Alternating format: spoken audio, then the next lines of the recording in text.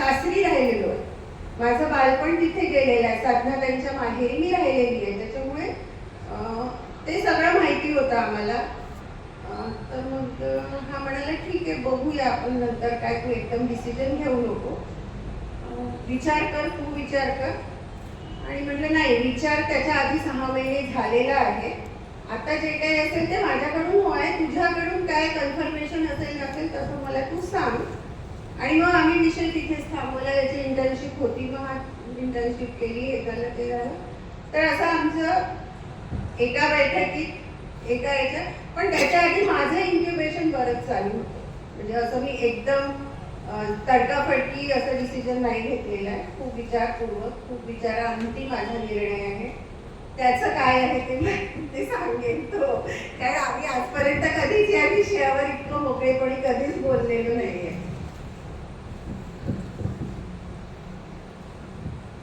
खरं म्हणजे मी तिच्या घरी जेव्हा बोलवायला आलेत ना, तर मला वाटतं हा विषय असं चालू होता आणि काही मिनिटातच मी हो म्हटलं.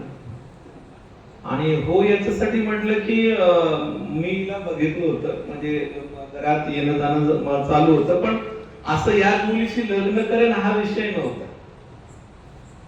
की हिच्याशी लग्न करायचं. पण यांनी जेव्हा विचारलं की मामताचं विचारेल, मी 5 मिनिट हो म्हटलं. मग नंतर बाकी सगळ्या गोष्टी, जसं आईला विचारलं होतं, बाबाला विचारलं होतं, सुरेश भाऊला विचारलं नव्हतं, त्याच्यानंतर म्हणजे जया वहिनीला सगळ्यात महत्वाचं होतं की जया वहिनीला विचारायचं होतं, ते पण नाही. मग हे सगळं झाल्यानंतर मी हो म्हटलं, एका बाजूला हो म्हटलं, पण दुसऱ्या बाजूला मला भीती पण वाटत होतं, कारण मी या लोकांना कोणालाच कन्सिडर, सगळ्यांना मी कन्सिडर केलं आणि निर्णयाच्या वेळेला यांना मी डावलतो की काय, म्हणजे स्वतःला असं सारखं वाटत होतं की आपण होतं म्हटलेलं आहे, पण असं असतं ना की आपण आपल्या सगळे ज्यांना आपण म्हणतो ना की ज्यांच्यावरती आपलं श्राद्ध असतं किंवा जे आपले आई बाबा आहेत, यांना आपण म्हणजे या डिसिजन पासून आपण खूप दूर तर नेत नाही ना, असं एक मनात भीती वाटत होतं. पण सुदैवाने मी जयावहिनीला सांगितलं, त्याच्यानंतर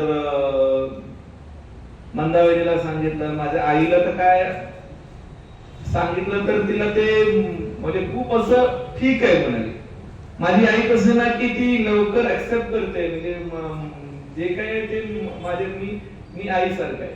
ती शिकली नव्हती, पण तिने जे काही मला घडवलं ना, तर ते नेहमी माझं सपोर्टिव्ह होती, किंवा मला ते घडवण्यात प्रत्येक गोष्ट तिचंच आहे, म्हणजे की मी डिसिजन मेकिंग पण तिच्यासारखाच घेतो. ती एकदम असं पण तिची डिसिजन घेणारी होती, म्हणजे कुठलं याला असं. मग त्याच्यानंतर खंबीरतेने मग तोंड द्यायचं. माझे भाव कसं, जर गावात पोलीस पाटील होते, पण सगळं डिसिजन आईच असायचं बऱ्यापैकी. तर तो माझ्याकडे बऱ्यापैकी डिसिजन मेकिंग साठी हे होतं, म्हणजे काय म्हणतात ना, पॉझिटिव्ह वे होतं. आणि मग या सगळ्या लोकांना एकदा कन्व्हिन्स करणे, मग हिला म्हटलं की मग चला आपण एकदा तर सर्कल पूर्ण करूया. मग हिला त्यानंतर मग सगळं एक एक केला दाखवायला नेलं ते. आपण शहरी भागामधून जेव्हा म्हणजे त्यांच्या गावी गेला, तेव्हा तिथे म्हणजे कुठल्या पद्धतीने विवाह झाला, किंवा तुम्ही कसं ते संस्कृती तुम्ही कशी ऍक्सेप्ट केली? खरं तर माझं बालपण म्हणजे 7 वर्षापर्यंतचा काळ यवतमाळ आणि मग नागपूर. तर मला मी चंद्रपूरच्या इकडे कधी आलीच नव्हे, वर्धा रोडलाच कधी लागली नव्हती तोपर्यंत. त्याच्यामुळे मला काहीही आदिवासी संस्कृतीचाही काही बंधन नव्हता. फक्त एवढं माहिती होतं, आणि स्मिता मावशीकडे म्हणजे मेळघाटात गेल्यामुळे थोडंसं माहिती होतं. पण ऍक्च्युअली कसं असतं ना की जेव्हा तुम्ही एखाद्या समाजासाठी, आदिवासी समाजासाठी बाहेरून काम करता, ती गोष्ट वेगळी राहते. पण जेव्हा मला त्यांच्या घरात जायचं होतं, ते जरा म्हणजे तो एक वेगळा अनुभव असतो. म्हणजे बाकीच्यांचे अनुभव वेगळे असतात, माझे अनुभव बऱ्याच त्या गोष्टींनी वेगळे आहेत. ते अनुभव मी जरी सांगणार नाही, पण तरीही पण मी ह्या सगळ्या प्रोसिजर मध्ये एक गोष्ट ठरवली होती की याच्या पण कडून नाही, म्हणजे कन्नाकडून पण नाही, कारण मला माहिती होतं, कारण हाकुमी पुस्तक परत एकदा नव्याने वाचलं होतं. ती सगळी प्रोसिजर 6 महिने डिसिजन मेकिंगची होती आणि मग एक ठरवलं होतं की हा तर फक्त माझा एकट्यासाठी राहणार नाही किंवा आपल्या संसारासाठी राहणार नाही, संपूर्ण समाजाचा गावाचा राहील, तर अपेक्षाच नाही करायची. तर म्हणजे खरं तर खूप वेगळं, म्हणजे 30 वर्षाच्या आधीचं कल्चर म्हणजे अक्षरशः उघडे नागडे लोक आणि मग त्या बाकीच्या सगळ्या गोष्टी, डान्स आणि काही गोष्टी आवडल्या, काही गोष्टी नाही आवडल्या.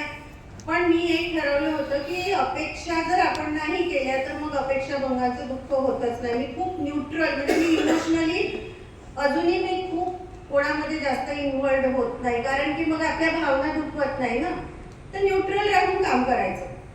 तर ती न्यूट्रॅलिटी मी तिथे पण गेल्यानंतर हा ठीक आहे, आई आल्या का जवळ बोलायचं.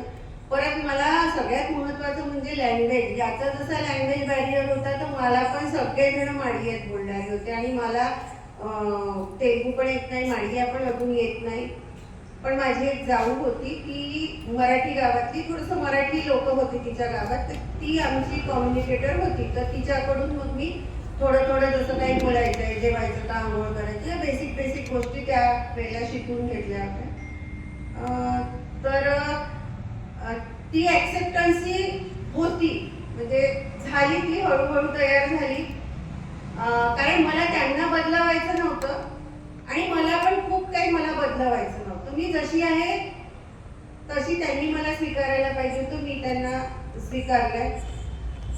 अजूनही काही गोष्टी पटतात नाही पटत, पण तरी पण मी खूप जास्त त्याविषयी व्यक्त होत नाही, कारण ते तसेच आहे ना. ते त्यांची संस्कृती, त्यांचं हे, त्यांचं कल्चर, तो तेवढा फरक तर पडणारच आहे. पण त्यांनी पण मला स्वीकारलं. त्याच्यानंतर आता आम्हाला जे 3 मुलं आहेत, तर आम्ही सतत असं तोडलं नाही, म्हणजे गावी जात राहिलो, गावी येत राहिलो, ते गावातले लोक येऊन आमच्याकडे राहतात. तर हा एक वेगळाच अनुभव असतो. म्हणजे अजून तरी मला असं वाटत नाही की माझ्याबद्दल काही कोणी खूप तक्रारीचा सूर केला असेल. जेवढं माझ्याच्याने शक्य होईल तेवढं मी स्वीकारायचा प्रयत्न करते. आपण नेहमी असं म्हणतो ना की जेव्हा आपण दूरून बघतो तेव्हा ना की जसं आता मीही म्हणाले की एखाद्या समाजासाठी तुम्ही काम करणार किंवा त्यांचं होणं, एक्सेप्टन्सी, तर त्या मानानेच खूप कौतुक आहे. कारण याच्यासाठी कौतुक आहे ना की एकतर लँग्वेज आईशी एकदम व्यवस्थित जुळून होती. शेवटपर्यंत माझ्याकडे आई इकडेच होती, माझ्यासोबतच होती इकडे 8 वर्ष, म्हणजे तिचं हे झाल्यानंतर इकडेच होती माझ्याकडे. मग आई बाबा, मी एक तिला पहिल्यांदाच म्हटलं होतं की मला सगळं चालेल म्हटलं, काही बोललेलं चालेल म्हटलं, पण माझे आई बाबा जसं आहे तसं तुला एक्सेप्ट करणं गरजेचं आहे, तरच आपलं पुढचं होईल म्हटलं. अदरवाईज म्हटलं मी तिथे कॉम्प्रोमाइज नाही म्हटलं, बाकी सगळ्या गोष्टींसाठी कॉम्प्रोमाइज करेन म्हटलं. पण मला ज्या लोकांनी इथपर्यंत आणलं, मी देव नाही बघितलं, पण माझ्यासाठी माझी आई देव आहे. कोणी म्हणतात की असं एक देव आहे किंवा तसं एक देव आहे किंवा असा पद्धतीने देव आहे, पण जर मी विचार केला तर माझ्यासाठी अजूनही होती तेव्हाही देव आहे, आजही मला देव आहे. कारण काय आहे ना की तिच्यामुळे मी आहे ना. आपण कोणी देव बघितलं का? मला नाही वाटत कोणी देव बघितलंय, आणि देव बघणार आहोत का? नाही बघितलं. मग कोणी आपल्याला क्रिएट केलं? Creator is the God, the eyes God आहे. म्हणून मग मी तेवढ्या करता हिला एवढंच सांगितलं होतं की तू सगळं चालेल पण आई नाही चालणार म्हटलं मला. रेदर देन आपण त्यांना बदलवायचं झालं, एखादं झाड उचलून आपण दुसरीकडे लावू नाही शकत म्हटलं. आज लावतात म्हटलं लोक मोठे मोठे झाड, पण आता रोपटच हे करावं लागलं. म्हटलं येणाऱ्या पिढीसाठी आपण काय करायचं तर त्यांच्यासाठी करू म्हणतात.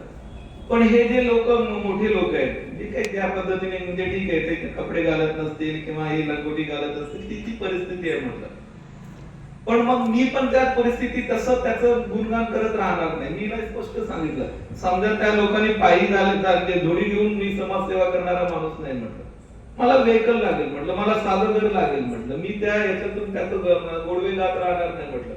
एखाद्या वेळेला काय होतं ना, संस्कृती आणि राहणीमान याच्यात बरचसं आपल्यामध्ये पण डिफरन्स येतात.